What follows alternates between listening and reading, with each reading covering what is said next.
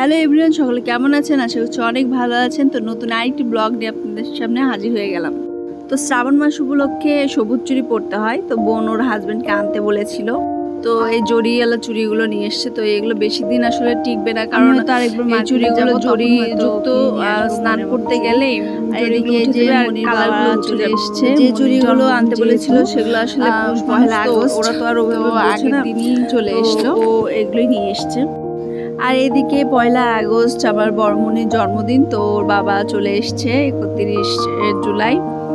তো সকালে এসছে, বাসায় কিছু কাজ ছিল, ওটা সেরে বিকেলের দিকে চলে আসলো।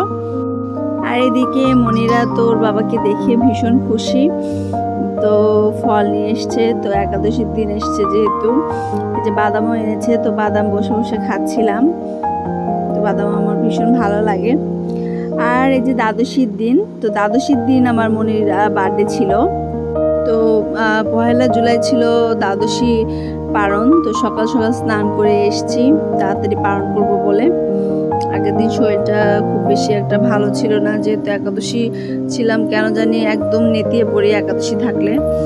আর এদিকে মা করেছে হচ্ছে খিচুড়ি, কাঁঠালের বিচি, মিষ্টি কুমড়া, আরও কিছু সবজি দিয়ে, আর পাঁপড় করেছে। তো আর করেছিল হচ্ছে পটল ভাজি। তো সকালে এই দিয়ে সারবো পারণটা। আর এদিকে গিয়েছিলাম পালন টালন করে, একদম মার্কেটে চলে গিয়েছিলাম। মার্কেটে গিয়েছিলাম কেক আনতে। মনির বাবা সকালে হঠাৎ করেই আমার শ্বশুর অসুস্থ হয়ে পড়ে, তো ওখানে হাসপাতালে ভর্তি ছিল। তো চলে যায় ওখানে, বলে যে আমি সন্ধ্যার আগেই চলে আসব যখন সময় পাবো, তো তুমি কেকটা নিয়ে এসো। তো কেক আনতে গিয়েছিলাম, পরে একটা দিকে কেক দেওয়ার কথা ছিল, কিন্তু ওরা যাওয়ার পরে বলতেছে যে এখনো কেক আসেনি, 3টার সময় দেবে। তো ভাবছিলাম যে আবার বাড়িতে যাব, আবার বাড়ি থেকে আসবো 3টার সময়, তো তখন অলরেডি 1টা বাজে। তো ভাবছিলাম যে কিছু কেনাকাটাও আছে, তো সেগুলো কেনাকাটা করি। তো বেলুন টেলুন অনেক কিছু, যেগুলো মোমবাতি, যেগুলো দরকারি জিনিস জন্মদিনের জন্য কিনতে হবে, তো সেগুলো কিনছিলাম। আর মনিদের জন্য জামা কিনতে হবে। তো ভাবছিলাম যে এইভাবেই সময়গুলো শেষ করি। 2 ঘন্টার মধ্যে মার্কেটে গেলে তো একটু সময় লাগেই, কাজ শেষ হয়ে যাবে। তো তারপরে একবারে কেকটা নিয়ে যাব। তো পরে সব কেনাকাটা শেষ করে তখন দেখি 2টা বাজে, 3টা বাজতে মানে 1 ঘন্টার মধ্যে কেনাকাটা শেষ, জামা টামা কিনে ফেলেছিলাম। তো ভাবছিলাম যে তাহলে এখন কি করি। তোর বাবা আমার সময় ফোন দিল, দিয়ে বলতেছে যে আমি আসতেছি। ওদিকার আমার শ্বশুরকে, যেগুলো ওখানে কাজ ছিল, শ্বশুরকে দেখতে গিয়েছিল, তো ওখানে এক্সট্রা অনেক কিছু করতে দিয়েছিল, তো ওগুলো কাজ সেরে তখনই চলে আসতেছিল।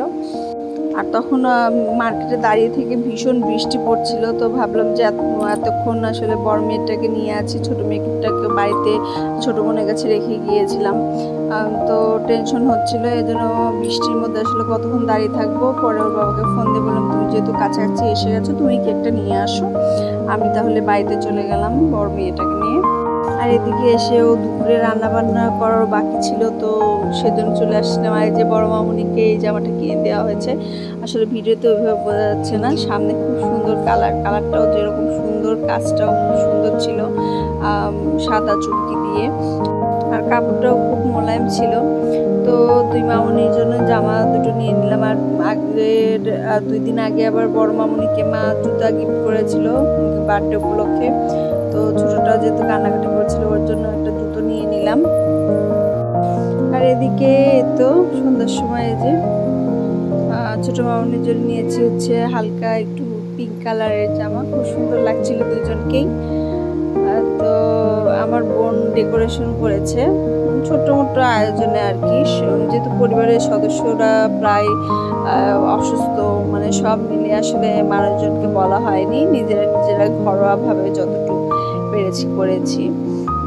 আর এই যে মামামের জন্য প্রথমে টম অ্যান্ড জেরি বলছিল, তারপরে মোটু পাতলু বলছিল, তো ওদেরকে বলা হয়েছিল থিম কেক, মোটু পাতলু কি টম অ্যান্ড জেরি করতে, কিন্তু ওরা একদম যেটা হচ্ছে ডোরেমন যেটা ক্যারেক্টার ওটা করে দিয়েছে। তো যাই হোক, আসলে অর্ডারি কেক, সেটা তো আর ফেরত দেওয়া যায় না। আর এদিকে মায়ে যে লুচি করেছিল, পায়েস করেছিল, আর মিষ্টি নিয়ে এসেছিল কয়েক প্রকারে। তো এখানে মা ধান দুপুর দিয়ে আশীর্বাদ করছে। আসলে জন্মদিনে আসলে বাচ্চাদের কেক বেলুন এগুলো দেখলে ওরা মানে অন্যরকম খুশি হয়। আর জন্মদিন যেটা মেন জিনিস সেটা হচ্ছে পায়েস। তো পায়েসটা থাকলে আর কিছু হয়তো লাগে না। আর বড়দের আশীর্বাদটাই হচ্ছে মেইন। সেটা জীবনের যে কোনো ক্ষেত্রে বড়দের আশীর্বাদ থাকলে অনেক কিছু পার করা যায়। আর এদিকে আমি একটু আশীর্বাদ করছিলাম, ওদের দুজনকে আশীর্বাদ করে দিলাম। তো আপনারা আমার মামনিদেরকে আশীর্বাদ করবেন, ওরা যেন মানুষের মতন মানুষ হতে পারে, কৃষ্ণ ভক্ত হতে পারে, দেশ ও দশের জন্য কাজ করতে পারে। তো আমার বাবা এসে আশীর্বাদ করে দিল ওদের। সাজানোটা ভীষণ ভালো হয়েছিল, কিন্তু ওরা ছবি কি আর তুলবো, ওরা বেলুন নিয়ে সব টানাটানি করছিল। বাচ্চারা তো বোঝেনি কেমন একটা ব্যাপার, ওরা মানে বেশিক্ষণ কোনো কিছু স্থায়ী রাখতে পারে না, টানাটানি শুরু করে দিয়ে দেয়। তো আমরা চেষ্টা করছিলাম তাদের কিছু ছবি নেওয়ার জন্য, যাতে সুন্দর লাগে। আর ওরা তো হুলস্থুল বাঁধিয়ে দিল, এই জন্য আর কি তাড়াতাড়ি কেক কাটলাম। বাবা ওদেরকে আশীর্বাদ করছে দুজনকে। আর ওদের তো অস্থিরতা যে কখন কেক কাটবে, কখন ওই ঝাড়বাতিগুলো জ্বালানো হবে। তো আমি একটা ঝাড়বাতি নিয়ে এসেছিলাম, ওর বাবা মনে করেছে যে ঝাড়বাতি আমি আনিনি, পরে ও আরেকটা নিয়ে এসেছিল। তো দুটোই ধরিয়ে দেওয়া হয়েছে। আসলে ছোটবেলা থেকে, এখন তো 3 বছর পড়লো আমার বড় মামাটা, এই 2-3 বছর আসলে ওইভাবে যে এলাহি ভাবে অনেক মানুষ দাওয়াত করে, ফার্স্ট জন্মদিনও তাই করেছি, আর সেকেন্ড জন্মদিনও তাই, একদম ঘরোয়াভাবে সাধারণভাবে করা হয়েছে। তো যেহেতু 2 মামনি আছে, ওরা যেহেতু এখনো ছোট, ওদেরকে সামলাতেই আমার হুলস্থুল একটা অবস্থা হয়ে যায়।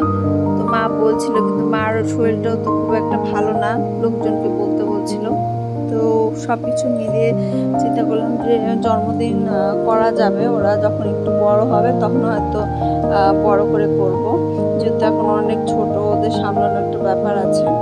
তো আপাতত ঘরোয়াভাবেই করি। তো 3টা জন্মদিনে ওর ঘরোয়াভাবে করা হয়েছে। আর ছোট মামের জন্মদিন তো ফার্স্ট জন্মদিন করা হয়েছে, ওটাও ঘরোয়াভাবেই করা হয়েছে পরিবারের মানুষদের নিয়ে। যে ওর মাসি এসে ওকে মিষ্টি খাইয়ে দিচ্ছে, কেক খাইয়ে দিচ্ছে। আর আমি তো কাটার সাথে সাথে নিয়ে খাচ্ছিলাম। কেকটা একটু প্রাইস বেশি হয়েছে, তো সে আন্দাজে ভাবছিলাম যে দেখি তো কেমন করেছে কেকটা। তো কেকটা ভীষণ মজার ছিল, খুবই ইয়ামি ছিল কেকটা, খারাপ দেয় নাই। আর এদিকে এই যে আমরা একদম ভুলে গিয়েছিলাম জন্মদিনের সময় এটা দিব যখন কেক কাটবে। পরে হঠাৎ করে মনে পড়লো এই স্প্রে তো দিলাম না, স্প্রে নিয়ে এসেছিলাম। এদিকে বিড়াল মামনি কীভাবে কেক খাচ্ছে, 2 মামনি। তো যাই হোক, আজকের ব্লগটা এখানে শেষ করছি। কেমন লাগলো বার্থডে ব্লগ অবশ্যই কমেন্টে জানাবেন, লাইক কমেন্ট শেয়ার করে পাশে থাকবেন আমার চ্যানেলটি বা পেজে, যেটাই বলেন না কেন। টাটা।